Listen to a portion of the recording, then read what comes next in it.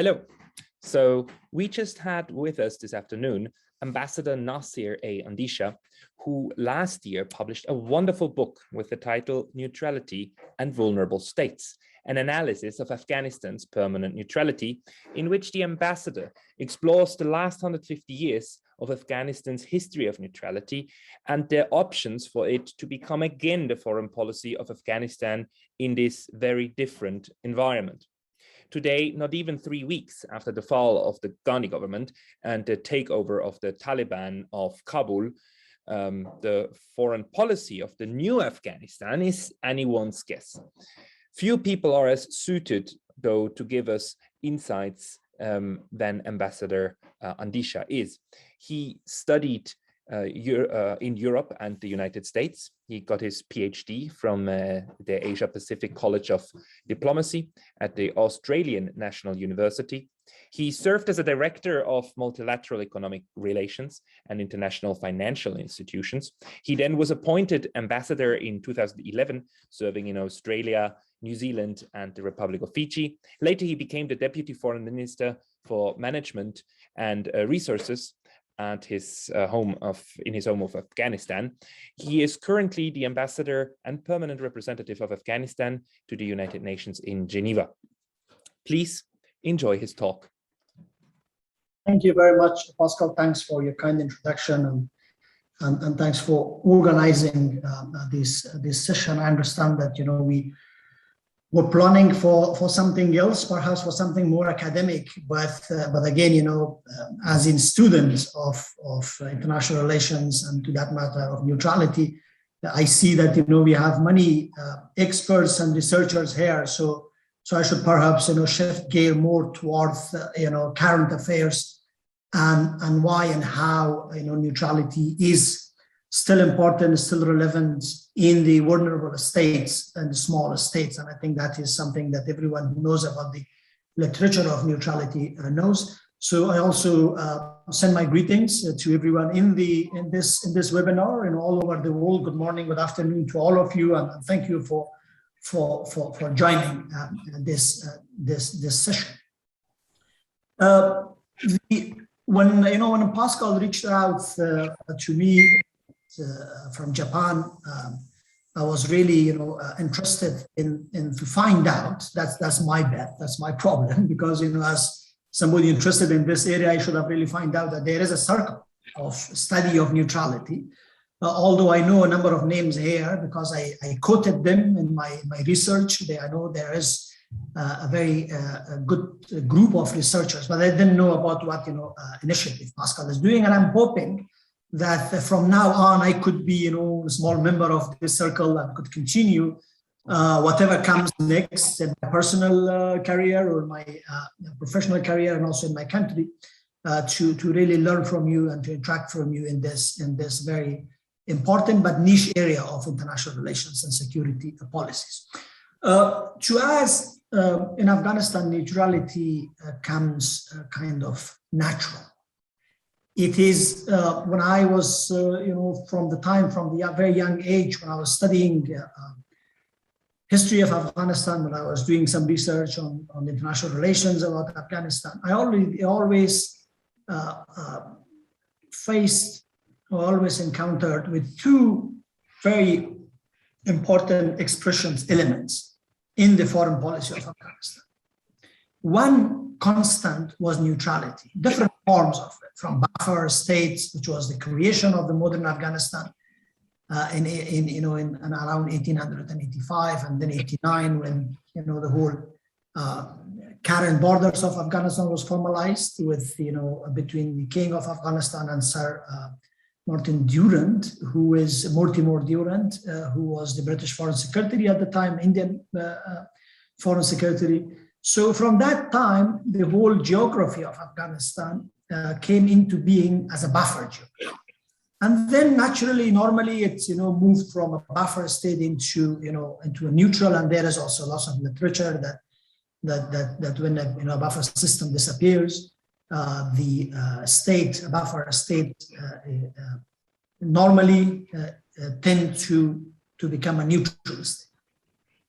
And then this neutrality, of course, moved on to become non-alignment. Because as a state, as a country, we had different identities, competing identities, to make it a nation state. Because before 1893, we were part of an empire.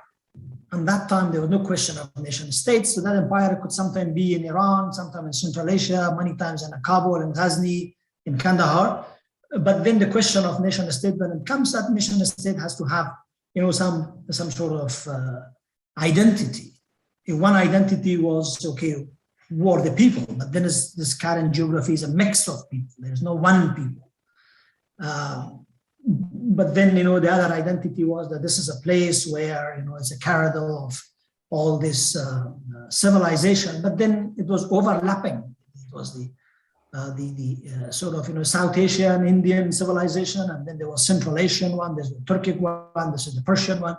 So I think neutrality, or being in a state where you can stay focused on yourself and try to create a balanced relationship, the right balance between your major neighbors, which not always was, at least in the contemporary history, British India and Tsarist Russia defined this piece of land as, it was part of our political identity and geopolitical identity. But then 1947 and, independent of subcontinent was also, a shake-up to our question of identity. And again, this was when that, the First World War, we were neutral in the sense of, all of you know that the legal sense of the 1907, the Hague Convention of Neutrality. We remain neutral, of course, with the help of British, because otherwise we could have not been neutral. That's a kind of, basically a counterfactual question, that whether if Britain and Russia was not on the same side of the World War, whether Afghanistan could have stayed neutral or not. That was, a very interesting thing. My answer is no, it was not been possible, because both countries decided and agreed for Afghanistan to be neutral. Second World War, we were again neutral. And then after the 1947, so we had these two competing ideas, which I mentioned one of them, neutrality. The other was sort of, the emancipation of Pashtun lands south of the Duran line.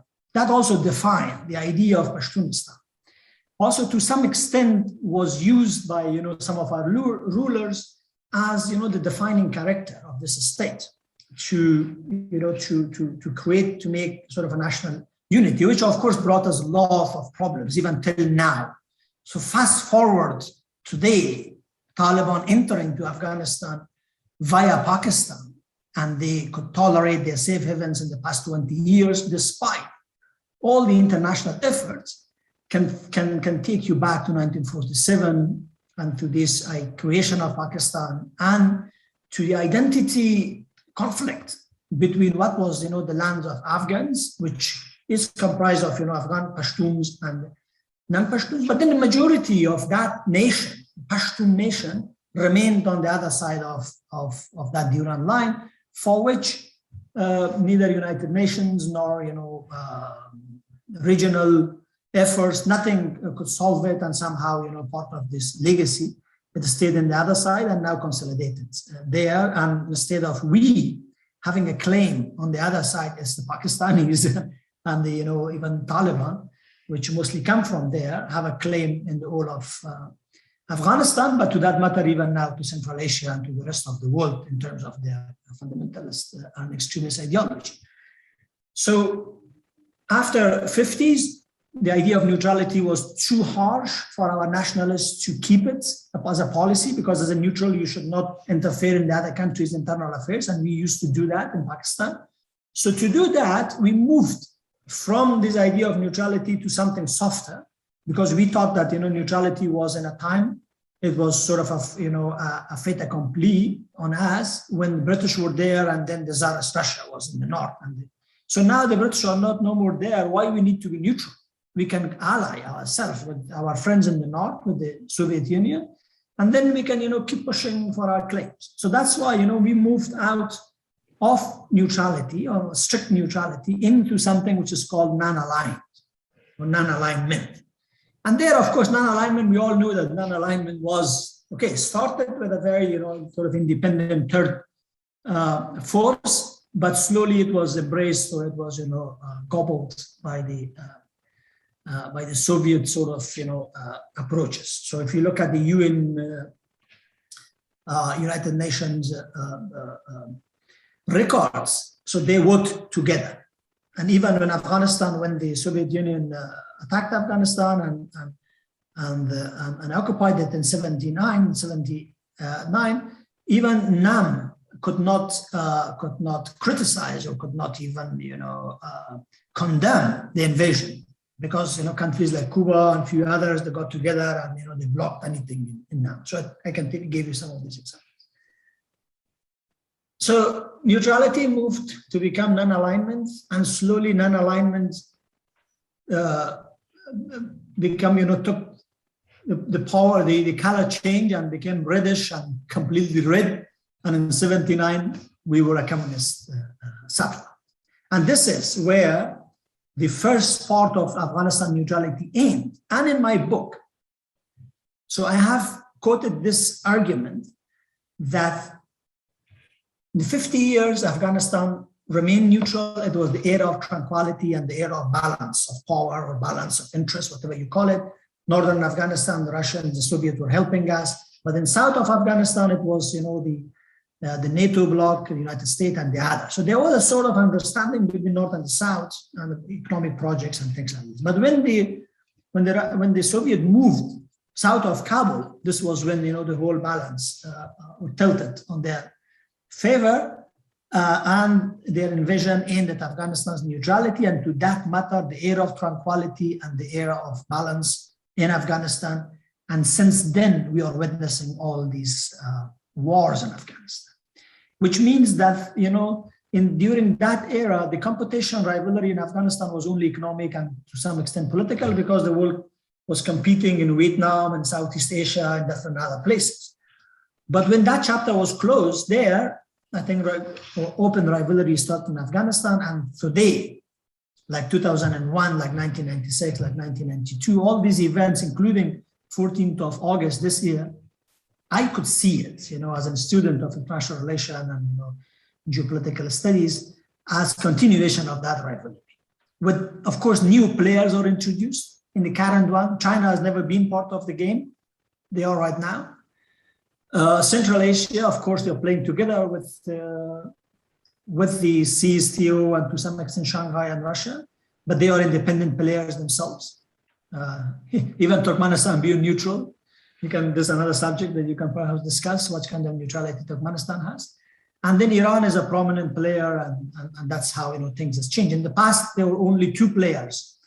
It was either Tsarist Russia, British India, and later on it was either NATO versus Warsaw, but now it's a mess of money, international and regional players. Turkey has a role to play, Saudi Arabia, even Qatar, a small state like Qatar is playing. They have, fly in the Taliban leader in their Qatari Air Force to Kandahar, and yesterday the biggest Qatari plane arrived in Kabul without having, the air control system. So I think you could see that is, the players are changing, but unfortunately for us, the battleground is still the same, which is Afghanistan. So what I did was, during my research, so I looked at this, that is there any way that the return of some sort of neutrality will bring back a balance of power in Afghanistan where we could remove ourselves from this competition? That's, as an idea, it's a very nice idea. And then as a diplomatic solution, that is what neutrality's job is. One of the functions of neutrality is to remove yourself or to remove a place when it is neutralized, like, Austria and Laos, that to remove that country from an open and contested, militarily and hotly contested area of superpower rivalry. So you can declare it neutral. You can keep a balanced relationship economically with all the great powers involved, but then, militarily and politically, you announce yourself neutral and keep what, an Indian scholar said, equidistance or equal proximity, depending on how you define. So I started working on this. I was fascinated with this in Australian National University. And it's also easier to do it, as I was a diplomat too. Many other subjects were very difficult for me to access. So I started doing this. What I find out was, of course, there's a lot of talk about neutrality in Afghanistan, but there is very few material. Not only in Afghanistan, around the world. I think neutrality is a very understudied area. Even in the literature, it's so difficult to find, something new. But then I thought that, okay, let's create, of course, you all experts and scholars. For your PhD to be accepted, you have to have, framework. You have to do all those analysis. Thanks to the English school, which is also Australian National University, you don't have to be like, at state, I have to create all this, quantitative analysis, which would have been impossible in terms of neutrality because the numbers are so small and there's very few data to do any regression analysis. Of course, I studied in the United States. I did my master's there. I did the development studies. So here I did, I look at all the literature which existed, and I kind of did sort of case studies, comparative case studies of neutrality. What are, the successful neutrals and what are the failed neutrals, and then what defines success and failure on the basis of this very small group or a small literature that I had at my disposal. So I looked at Austria and Switzerland and Austria basically as, very successful neutrals, of course, historically very different in terms of the time difference. But again, one was neutralized, one was Austria, and then the other gradually became a neutral as an identity. Of course, all the other histories, we have. I'm sitting in Switzerland. I should not talk about neutrality of Switzerland, so you all perhaps know very well. And then I look at laws, because in terms of the documentations, in terms of the diplomatic efforts, in terms of the all those legal and international efforts, Switzerland was Laos had a very structured approach toward neutrality. Negotiations, agreements, regional guarantees, international guarantees, Khrushchev and Kennedy agreement, and all of this. But then it was a failure. And to me, more than Austria or Switzerland, to me, Laos was a very important case to look into possibility of Afghanistan neutrality.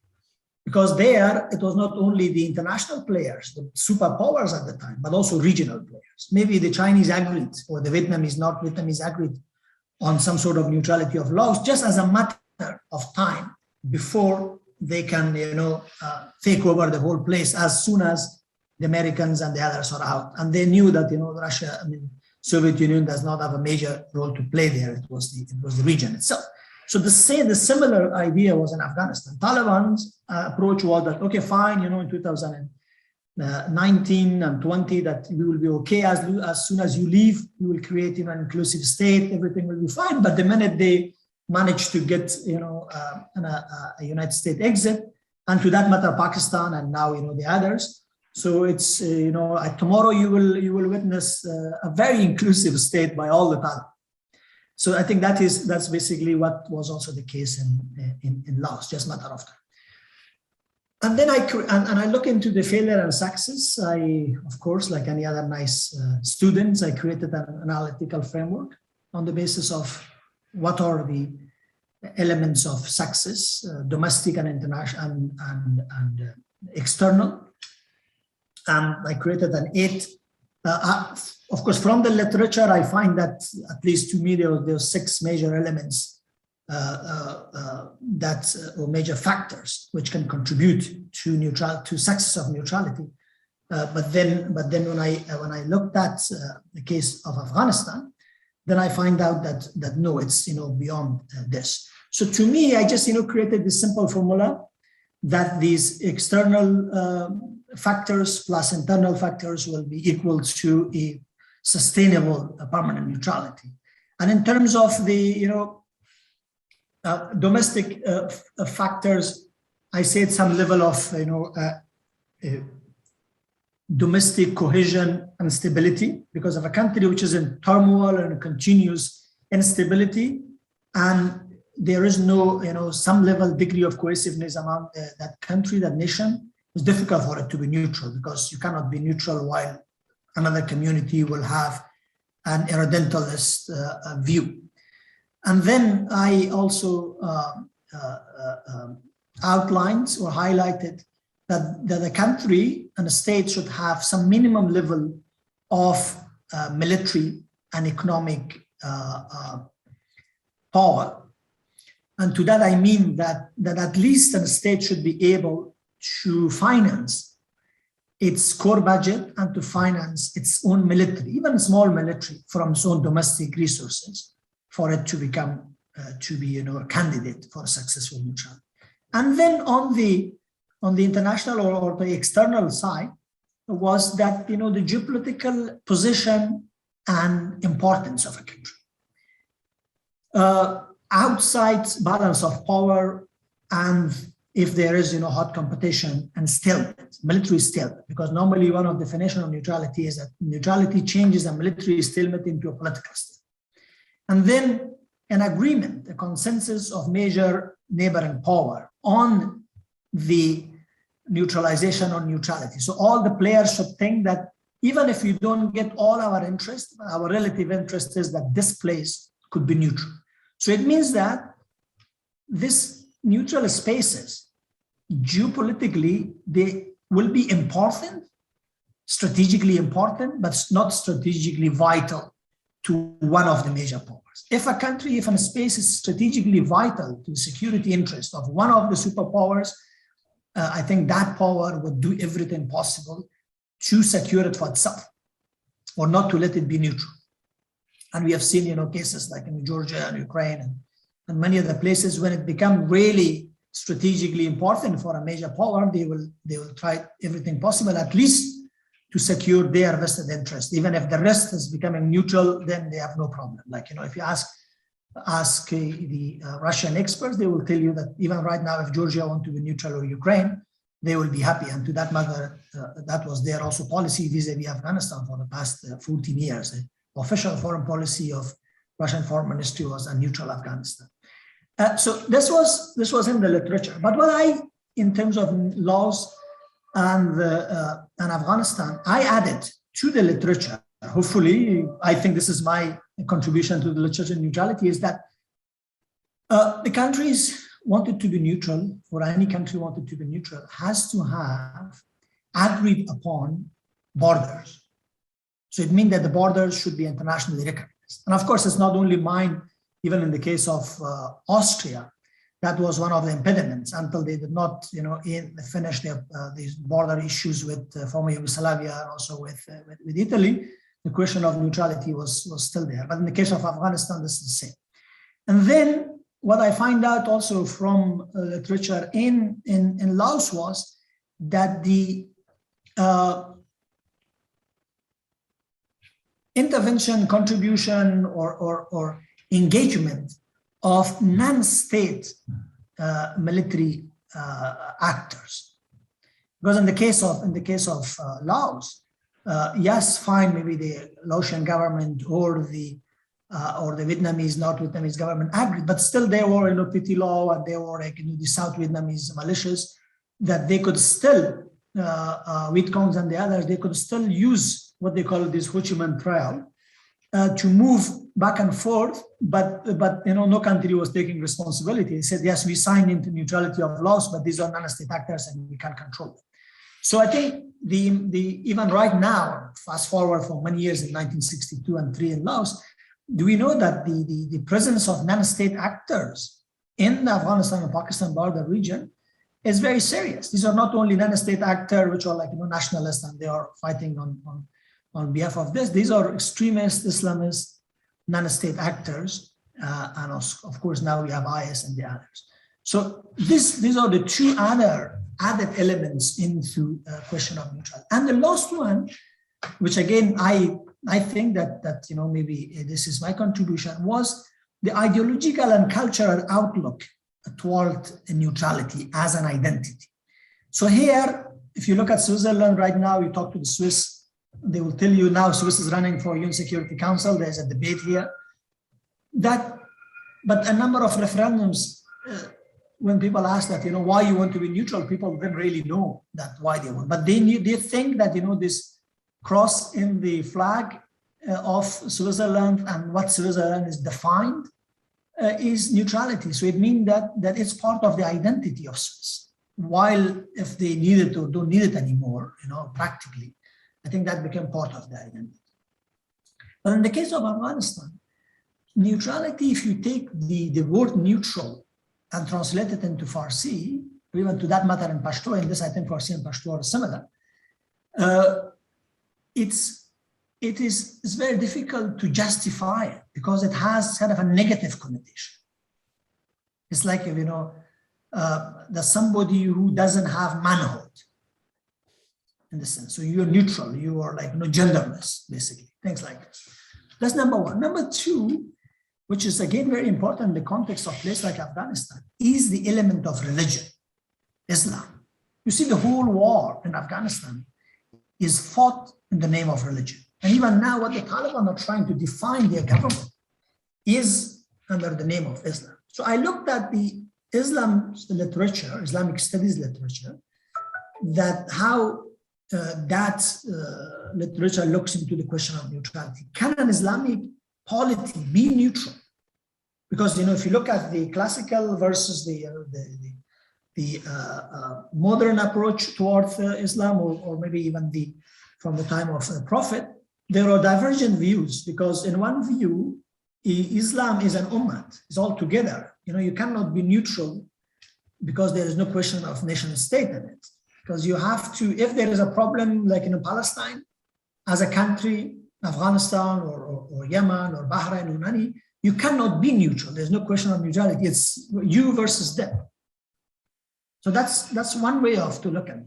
So if you look at this way, then the jihad is continuing up to the last day, and there's Ummah, there is this Khilafat, even who has created some sort of nations. It's based on the tribes. It's based on some sort of logic which is not acceptable to many people at jurisprudence, and I'm sure you know all of this, and that's the whole mentality of IS and the others. But then there is another part of the classical literature, especially out of Egypt and Syria and the others, where they will say no, it's possible, because even in Islam itself, in its Quran, there are references made that if the other side withdrew from the fight, you withdrew too. So withdrawal is an option. It's not only Dar al-Harb, which is the adab of war or the adab of peace, or which is in the pre-classical studies of Islam, that either it's either disbelievers or believers. But then there is a possibility of withdrawing if your enemies withdraw. And then there have been a number of cases in the beginning of Islam, like in the places like today's Sudan and in Ethiopia and a part of Yemen, in the past, where Prophet Muhammad, even in Cyprus, that when the other side said, look, I'm not going to fight with you, they also withdrew, said, look, leave these people, let them be whatever they are. And that's how somehow an attitude of Islam toward neutrality. So I took that, I said, like, it is possible for you to be neutral and to be an Islamic polity. Because that's another question, that will the Taliban be neutral in the Kashmir issue? Will they be neutral in Xinjiang and in the Uyghurs? Will they be neutral in Chechen and the other issues around the world? Because if they are, then they are made of the Islamic scholars, then they will be questioned that, okay, where is your justification? Because you are thinking of your leader is the leader of the faithful. So faithful needs your help somewhere. And that was the basis of the Afghanistan empire. When there were problems of Muslims in India, they used to call some of the rulers of Afghanistan, and they went there and they do pledging and all this stuff, and then they come back. So I think that is this analytical framework that I created. And then I studied Afghanistan, and I put it in this. So my conclusion was that Afghanistan had an instance of neutrality, formal, official, First World War, Second World War. It was a buffer state in the past. geopolitically.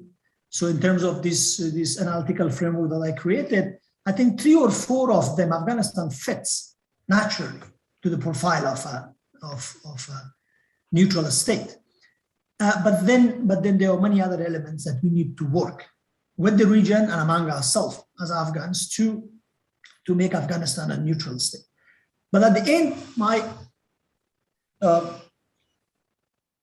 observation and conclusion, of course, I went through to do a little bit of study on Georgia and Ukraine, kind of, a post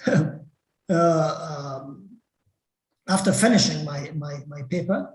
But then I didn't publish that in this book because it was a limited number of words for it to be published. And again, my conclusion there was that Georgia and Ukraine also fit very much the profile of a neutral state if they wanted to regain their territorial integrity and whatever they have lost possibly. But that's a different thing. In case of Afghanistan, my conclusion was that not neutrality in the sense of like this very old Cold War and pre-Cold War notion of neutrality, but a modern neutrality. What I think is one of our authors here, I think it's Heinz said that engage neutrality, kind of approach where you can be militarily, no military base in Afghanistan, and politically you should not be ideologically connected to here or there, but then economically you need to integrate Central Asia to South Asia to West Asia to China, because Afghanistan has two, again, economic or geopolitical definitions. It depends on how you look at it. One is a buffer space. One is an insulator in terms of what Barry Buzan, as regions and the powers tell us. It was an insulator, insulating these 3 different regions from each other. But the other approach, if you look at it from the sort of international economic approach, development is an aggregator, basically.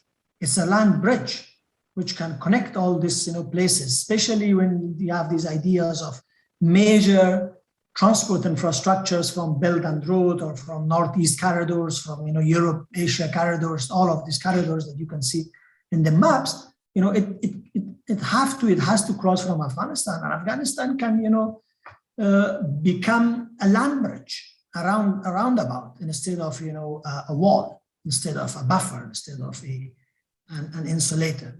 So, but in both ways, for it to become a land bridge, it has to be a safe and secure bridge for everyone. It shouldn't be a bridge controlled by one country and then the other country will be worried that if I cross from that bridge will blow or block me or things like that, like the Suez Canal or things. Examples. So it has to be a neutral place where everybody could get benefits from, but not really to try to monopolize. And so the last point is that Afghanistan has now moved again into an era of regional competition where the West is out. And the new player, if they like it or not, it's the era of China. China is entering Afghanistan if, for their own sake, wanted to control this vile group, which is called Taliban, because they have so far shown that they are not going to fulfill their promises, which they have made in the past 2 years. None of them have been fulfilled so far. The Al-Qaeda and the others are on loose, Islamic State, and again, the possibility of a new insurgency, a resistance is building up in northern areas of Afghanistan as we speak, because Taliban would want to create tomorrow an exclusive Taliban government. So in future, either China will come in and spend a lot of energy and resources also to support Pakistan, because the Afghanistan profile is bigger and more complicated than for Pakistan to single-handedly manage it. So if China enters, then what will be China's input? How far? Because a state in Afghanistan cannot run without foreign subsidy, at least for a couple of years until you really dig the minerals. But on the other hand, if a state is not pluralistic, diversified, and decentralized, there are many other communities. Taliban could only represent a small piece of one community of Afghanistan. Taliban are not an inclusive group. So when they announce their government tomorrow and it's full of their own cadres, certainly I think tomorrow will be the beginning of another struggle, and perhaps this time for a new identity in north of Kabul, in different places of Afghanistan, when they do not see themselves presented in a new system. So I think the jury is still out. But my conclusion is that for Afghanistan to be a united, sovereign, independent, and prosperous country, there are two major overarching policies to be considered by anyone at the helm of the power and for the region. One is decentralization at the domestic level. Pakistan, for example, is the same. India is the same. Many other countries which has for example, here in Switzerland, and in its foreign policy, a neutral foreign policy. So Taliban will be successful if they can have a decentralized system of government, even a federal system of government, and a neutral foreign policy vis-a-vis the region, because they have an opportunity. They have control of almost 98% of the country at this stage. But if they make a mistake of which all of our rulers have made in the past 130 years, to try to think that they can centralize Afghanistan, given the geography and pluralistic national identities, or they can think that they can edge one region or one superpower against the other, like we did in the past. Sometime, we work with the British against Russia, then we work with, with Russia against the United States, and then with the United States against China. I think that will be a mistake which will haunt them from the next day of their government. And I think with this I will stop. I don't know. I said I will speak for 30 minutes. I don't know how long I went on, because I'm very passionate about this, and I'm still expecting that I will be called maybe to give advice on neutrality and to give you also something which is no more secret, that the previous president of Afghanistan, who unfortunately escaped, he asked me to give him a paper, an analysis of possibility of neutrality of Afghanistan. I provided him. He, at the last year, he was thinking seriously that in terms of the foreign policy, this is the way out. But I think he thought about it too late. Thank you. Thank you very much, Ambassador Andisha. That is a fascinating talk. And, also for everybody, in his book, Ambassador Andisha really correctly also describes this historical continuity. You write it really beautifully, how since 1873, there was always an up and down of neutrality in Afghanistan for different reasons and different kinds and at different stages. And the interesting thing that you also point out is the difference between imposed from the outside, but also at some point wished from the inside. First World War, Second World War, perfect examples in your diplomacy. And then also in these interwar periods, how sometimes there was just a national motivation, also depending on how much unity there was in foreign policy making. And as you were describing it today, a lot of the future of Afghanistan is still determined by outside forces. And in this sense, I support your analysis also in the way of saying that a neutral Afghanistan will also depend on whether or not this neutrality can solve the security dilemma for the others around it. There needs to be an added value for everybody else to agree it's okay, it's better for us to foster indigenous neutrality, right, and keep them out. I would like to now invite also questions from the floor. I already have two people who wrote me that they ardently want to ask you questions.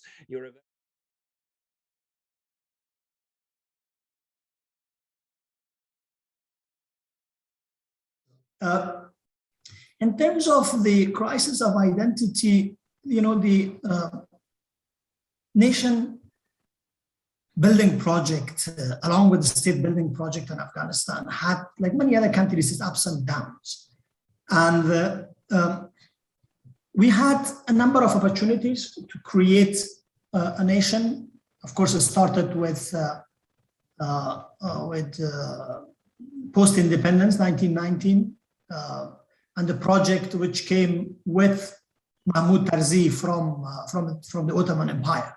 And the idea was that, even the whole name of Afghan and the new identity around Afghan, which can consume or can integrate the other small identities of Pashtun, and within Pashtun, even at the time, the Muhammad Zais were a separate Qawm.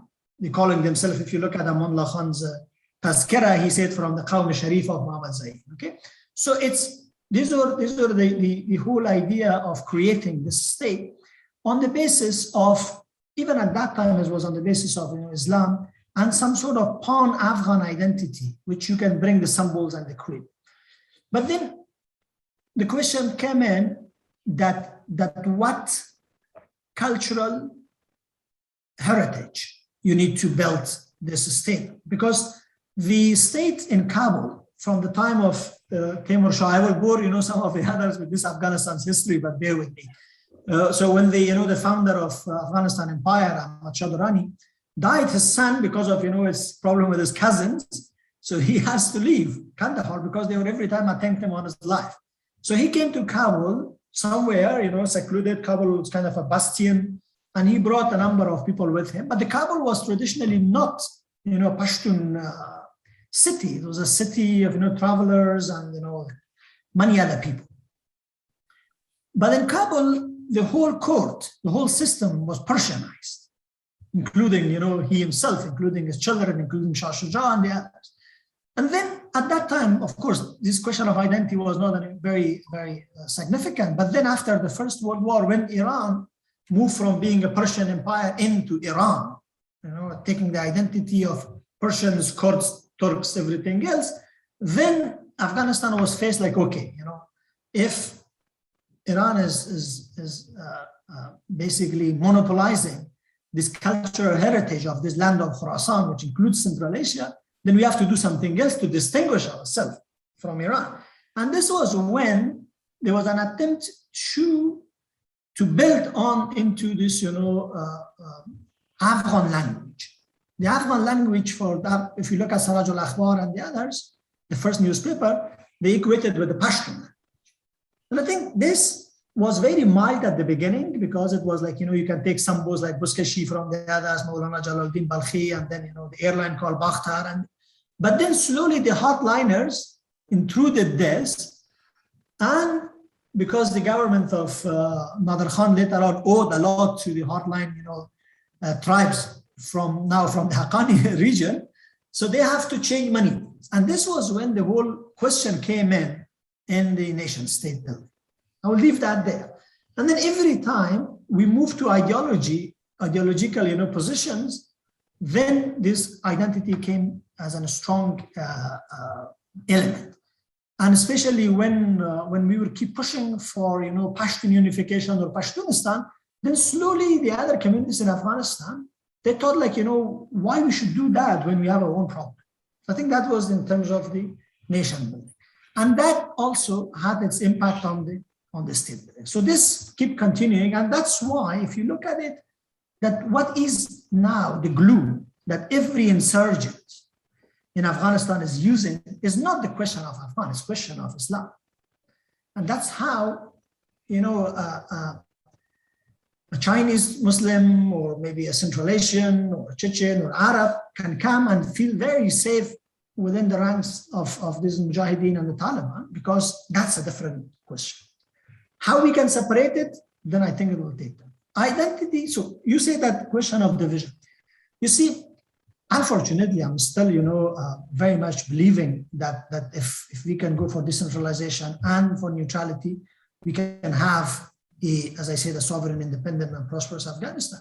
But if you look at the way that the government fought, it created a very clear ethnic fault lines.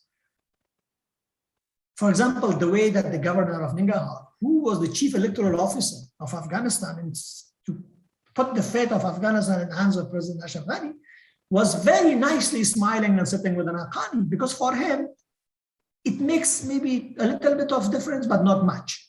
But if that person sitting with him was Masood San or maybe Dostum San or somebody else, that would have been very difficult. And even that was one of the complaints or blames against President Karzai, that he received the presidency from President Rabbani, and actually Dr. Abdullah was the mediator. But when he finished, he was not willing to hand it back through an election to somebody like Abdullah, who is, a mix. So I think this, unfortunately, with the Taliban tomorrow, hopefully they are not going to be too crazy, announcing a Talibanistan, I think you will see that kind of, divisions and fusion becoming more and more obvious. Because, like, for example, Amrullah Saleh put all his eggs as a vice president of Afghanistan in the basket of President Ghani, and defending, every time he said, for me, Badashan is not important to defend, but Helmand is. But he failed. And in the last minute, he found out that there was a plot to hand them over to Khalil Akan. And he escaped. So I think that is there. Will it go for a divided country? I don't know. But if there is a Kurdish model or a federal system, I think that's something in making if the system is not going to be inclusive in that sense. Your number two question was about Pakistan, that all of this is happening in Pakistan. Yes, we all know and the world knows. Bin Laden was not apprehended from Afghanistan. Everybody know, the sun is coming, in the morning, that the Quetta Shura, the Haqqani Shura, and all of them they drove in. Yes, Mr. Brother, he came in with a Qatari plane or US plane, but then of course he went consultation there. And Haibatullah came to Kandahar through his field. But why not? I think this is one major mistakes of very, I don't call them naive because they are more experienced than me, but when you get to politics, you will become maybe too emotional. Our emotional leaders from Dawood Khan onward, every time a foreign power became their friend, they think that because they're a friend and they say something good to us, they will go and they will take those lands for us and they will destroy Pakistan. Nobody will do this. Maybe Khrushchev once in 1955 was drunk sometime and he said, I'm going to burn Peshawar. But later on, when he was okay, he said, like, in hell, why should I do this? Same Bush. Bush said that, I'll send Pakistan to the Stone Age. But later on, they find out no. But why? My question, again, it could be looked into the literature, which I mentioned at the beginning. Afghanistan is strategically significant, but not vital. Pakistan is strategically vital, both for China and for the United States. That's why the threshold of tolerance is very high. And that gives Pakistan, the nuclear umbrella gave Pakistan, a latitude to do whatever it wants under that, threshold. So that's what it is. Pakistan could become anything, but nobody in the world, including in the UK. UK is very clear about that. The army of Pakistan is the only savior of that country, or the nuclear weapon or whatever falling in the hands of terrorists. So we can tolerate basically whatever they can do, except if they wanted to give them nuclear power. If they want to keep them close to nuclear power, Bin Laden close to their military installation, we can still tolerate that, but we don't want to go against them. So that's the question. They are strategically vital, and we should understand. The third one is the Iran line. Unfortunately, I was thinking to some extent when I was doing this research that to put this forward, because I went to Pakistan and I met a number of ex-people, ex-everything for my research. And I put this question that, in my analysis, one is the border. If we, presumably, or, just for the sake of question, if we accept this Iran line, will you accept a neutral Afghanistan? The answer was, it depends.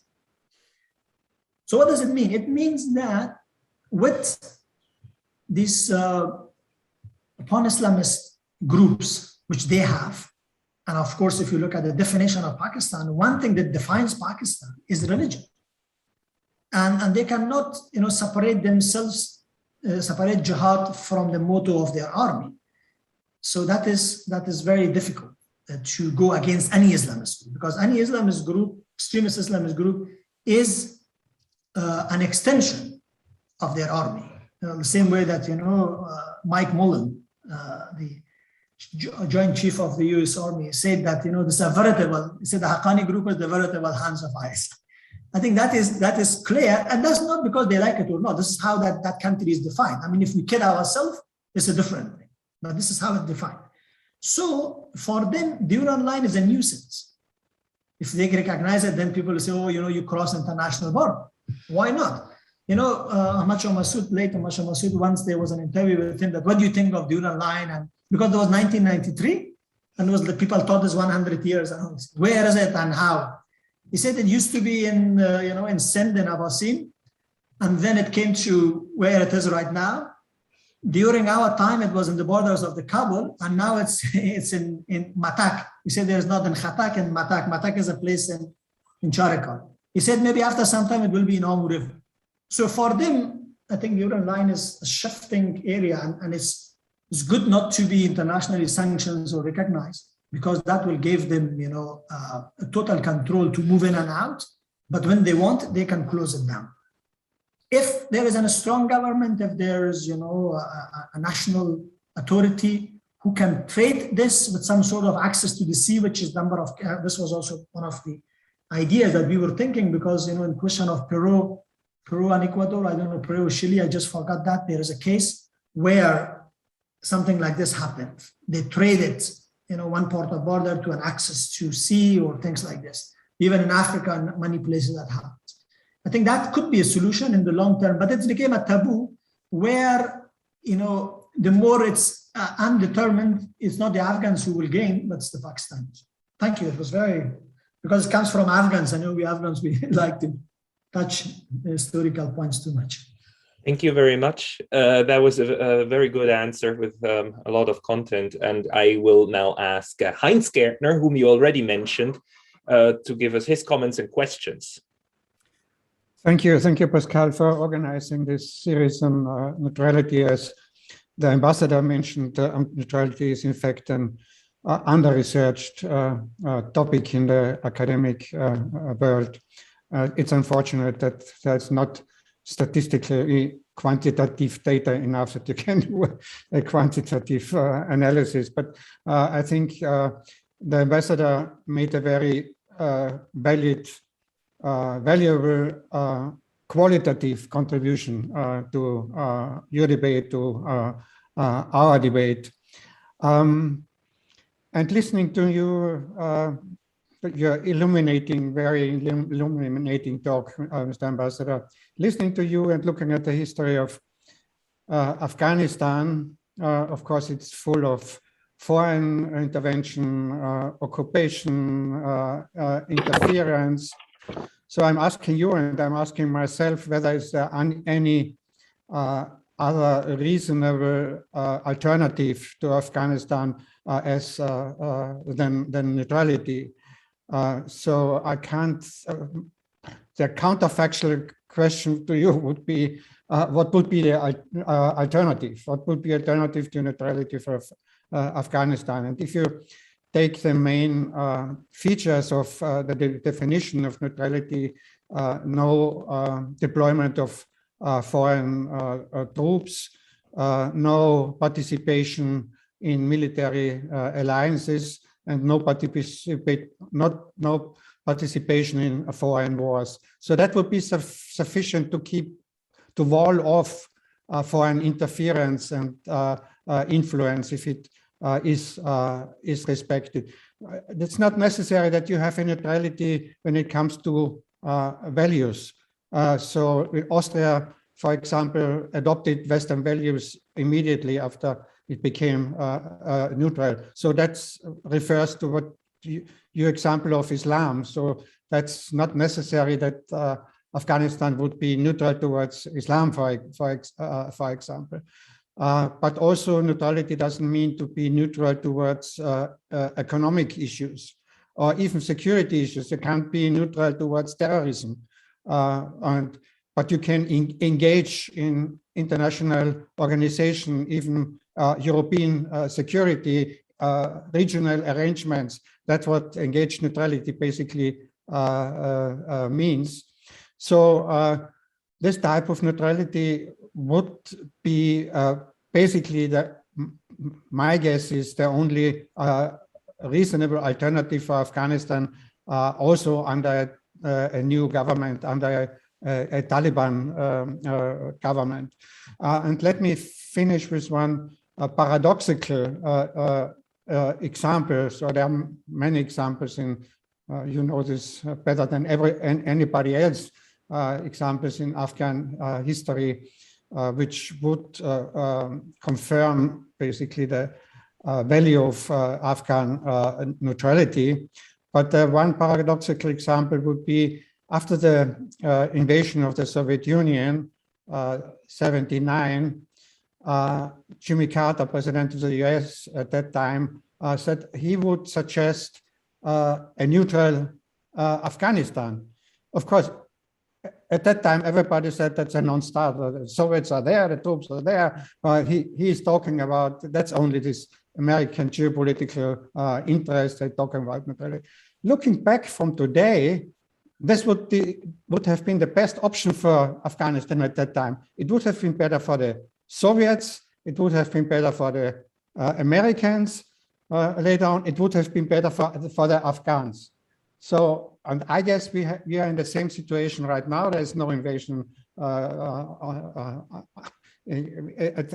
the moment, but still foreign influence, attempts of foreign influence are there. So many talking about now vacuum. Here is a vacuum. The Americans go and we have a vacuum. So the Russians are waiting, the Chinese are waiting, the Pakistanis are waiting. So they're all waiting. If you talk about vacuum, it's not that you invite another superpower, that you have a recognized neutrality to avoid this type of vacuum everybody is talking about. Thank you. Sorry for being so long. You see, I'm passionate as well. You all are. So please, Ambassador. Thank you very much. I think it's it's honor to have Professor Hans here. As I said, I read a number of his books and articles, and he is a pioneer there. So I don't want to say anything more on that. But one observation about what you said about President Jimmy Carter, and I mentioned this in my in the book, is that unfortunately for neutrality or for the neutral places, the proposal for neutralization of at least places like Afghanistan comes when the main influencer, the influence is waning. You see, when a country is at the top of its power, they don't think of neutrality as a solution. Like, for example, the Russians were thinking of neutrality as a solution, the Soviet Union, in around 1985, 1986, when they were about to leave, okay? But when in 1979, when also Lord Carrington, there is a record that he wanted to go to Security Council, but he failed, to propose an Austrian or Finland, it was a Finlandization, basically they called it, that Soviet will have some influence, but not a lot. But at that time, neither the communist regime in Kabul nor the Soviet Union did not accept it, because they were in the height of their power. The same for United States. When the United States came in 2002 or 3 or 4 or 5, Russia was always asking, we want a neutral Afghanistan. Nobody was listening. But then 2012 and 13, when there were discussions with Secretary Hillary Clinton that we want a neutral Afghanistan, the other will say, no, I think it's too late. Now you don't have influence and you're losing your influence. So I think for neutrality to happen, like many other things, it has to be at the height of power.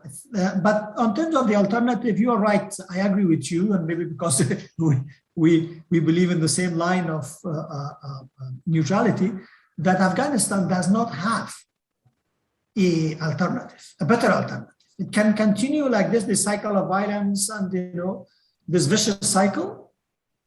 There is no alternative for Afghanistan in its current geographical and state solution, which is a unified country, multi-ethnic.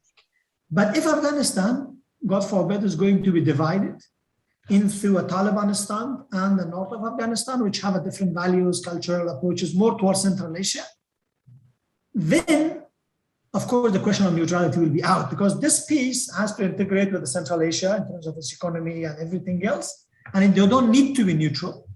And then, the Talibanistan is Talibanistan. I don't know if they want it to be neutral or not, then of course it will become completely in the hand of Pakistan.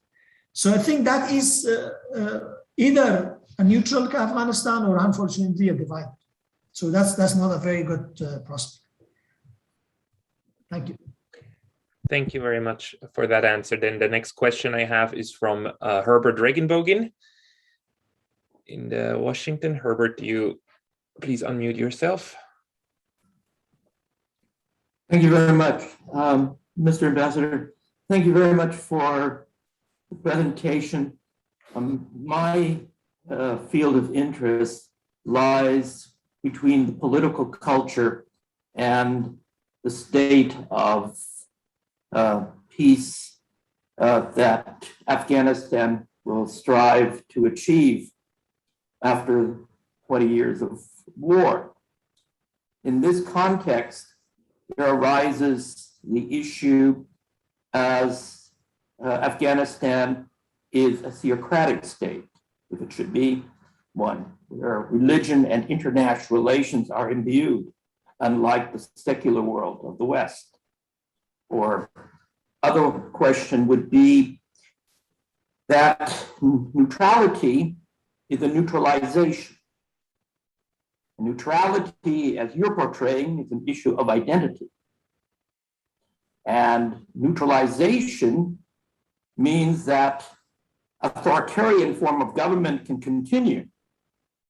Unlike Turkmenistan, will Afghanistan strive to achieve a pluralistic governance where the role of the woman, and especially where corruption, which is the unfolding issue here for the downfall of Afghanistan, which has not been mentioned. It is the pillar of governance that is really being the future question of, can neutrality enhance this form of rule of law, containment of intolerance? Can it bind a national identity which is supported by an economic system within the framework of other earlier empires like the Ottoman Empire, or what they refer to in Turkey today as the Neo-Ottoman Empire expansion, just to leave that as models. So within those different pillars of security and securitization, which should not be replacing the very cardinal importance for civil society in an English school of thought of international relations, that these are very important handling of corruption, governance, tolerance, and prosperity should be anchored within a larger framework of political cultural dynamics. And if not, the Ottoman, or rather in this case, Turkey, would be the pivotal counterbalance to a China which is handling or mishandling its Uyghurs, where the Russians think of the Muslims of Chechnya, and where there is so much discrimination against Muslims in the entire Central Asia and neighboring countries, that this would be really the starting point for a neutrality and a social, economic, political transformation. Thank you. Ambassador? Thank you very much, Herbert. I think you pointed to a very important issue here, which I'm sure many will focus on, that is the political culture, and in this case, the sort of a counterculture, because so far in the past 20 years, the project that we worked and aligned ourselves with was the project of liberalization and democratization of Afghanistan. Because Afghanistan in the past had some kind of flirtation with democracy in the 1950s and the 60s, but after that, it was always authoritarian regimes of left and the right. So I don't kind of wash completely the constituency of democracy in Afghanistan. There's a huge one, and they have seen the individual liberties and things like this. But then how strong this, theoretical, what they call it, the theocratic state or theocratic regime could really sustain itself and survive. You know, as an Afghan who is a practicing Muslim, I think that Islam is a very significant, perhaps the most significant element or tool for mobilization against something else, against, you know, foreign invasion, against the government, against whatever you don't like, until you come to a stop, until you come to a stage where you need to govern, because this is where that question of theocracy will end. Why? Because if you go in the model of theocracy, there are two issues. One is, of course, the world. Afghanistan is not Saudi Arabia, doesn't have all this oil to, you know, run whatever kind of government they want and the world could tolerate. That's number one, because there is, you know, I'm sitting here in Geneva and we have the Human Rights Council, which, you know, after some time will start in 2 weeks, and the hell will break loose on all those violations of human rights. This world is living on the basis of a number of values. I think theocracy have brought Taliban or the others, even the Mujahideen, up to this level.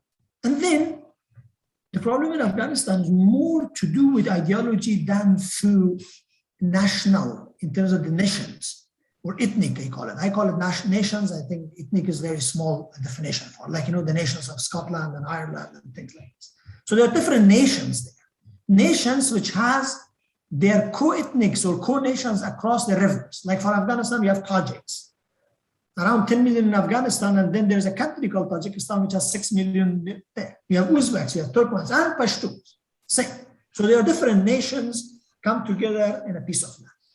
So when you come to the stage of governance, which is from tomorrow for Taliban, yes, a theocracy might work, but it's not Iran. Why?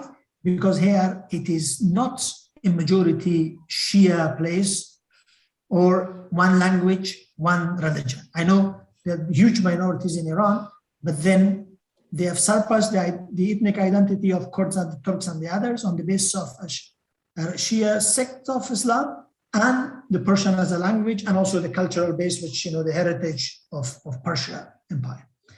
So the minute Taliban starts, which tomorrow that's the indication is, that the 5 or 8 most significant positions will go to one ethnic group.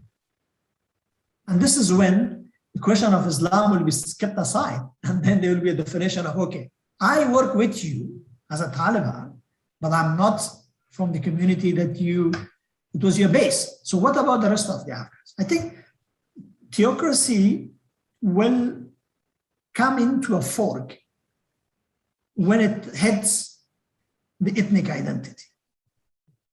That's something that we have to wait and see. On your question of neutrality versus neutralization, yes, I think neutralization has to be sort of, you know, imposed from outside. Neutrality has to come from inside. But you also mentioned this question of viability of a state. So I put, you know, the assumptions in a way from the sort of, you know, from the prism of geopolitical, which always we see Afghanistan.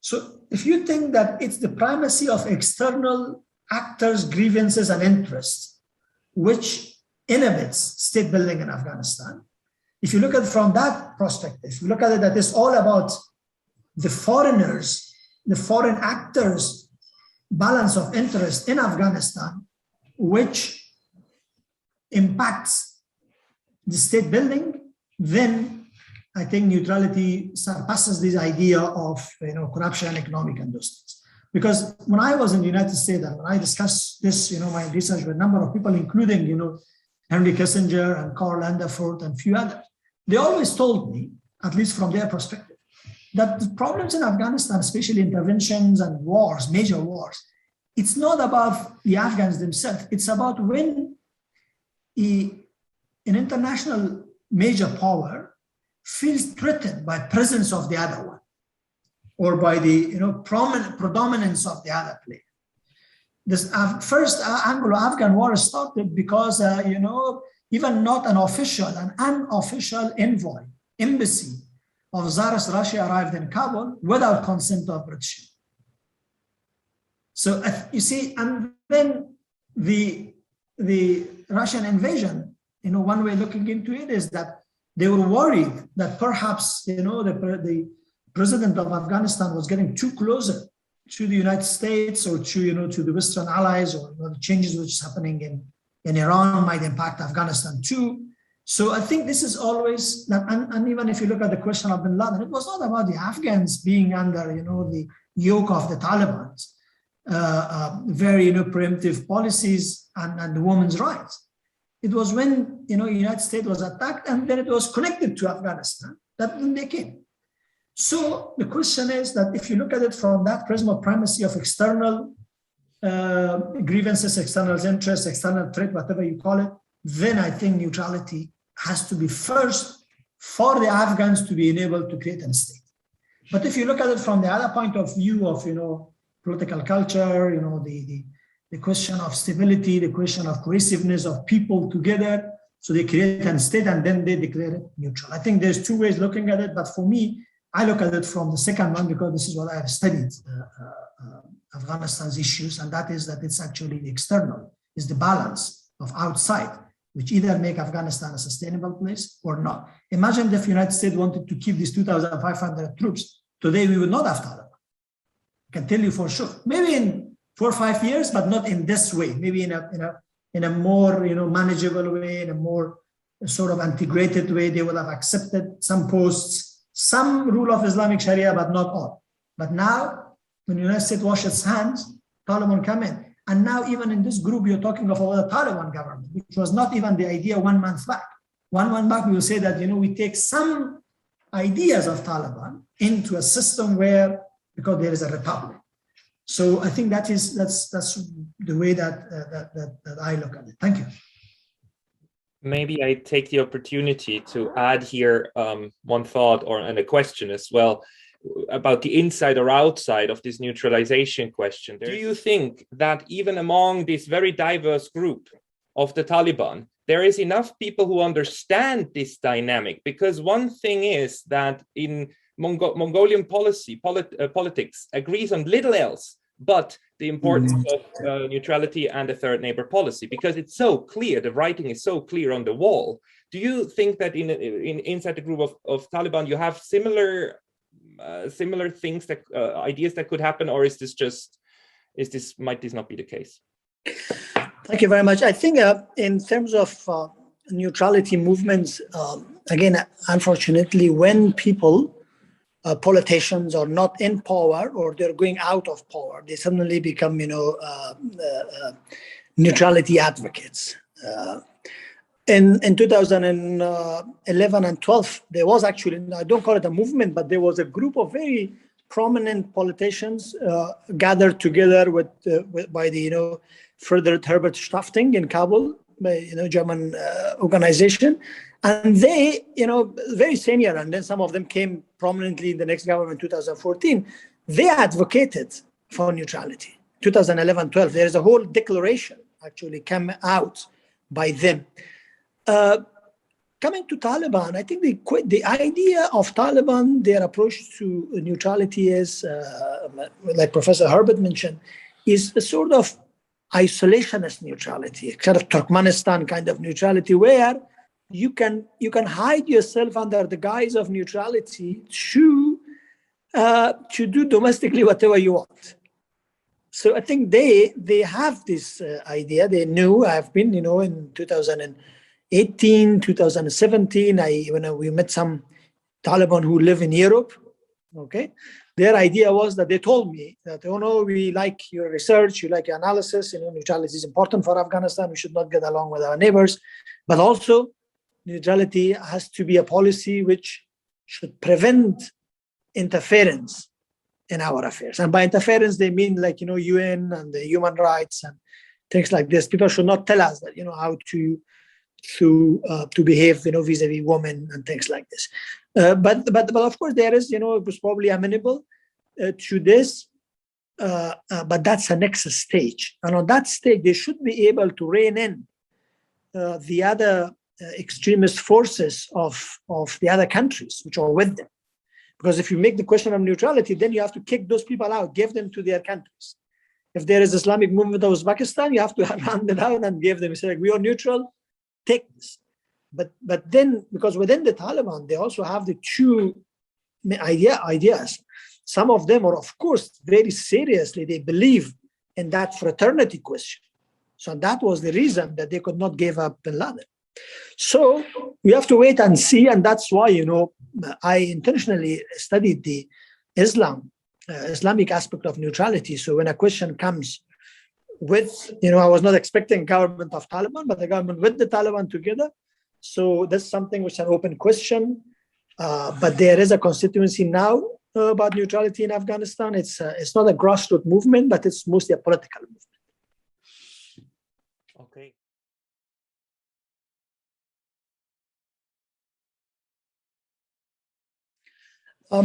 You see, I think the first is the fundamental extremist Islamist constituencies will lose, because then you will enter into an idea that this country is neutral, and by neutral it means that they will make their own decisions on the politics on the basis of national interest, or they will not get involved in issues which are behind the borders.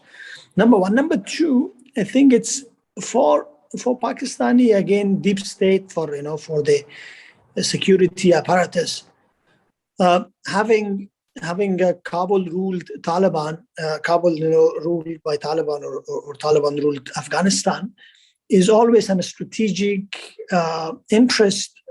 And if they agree on a neutral Afghanistan, I mean, they're going to lose it.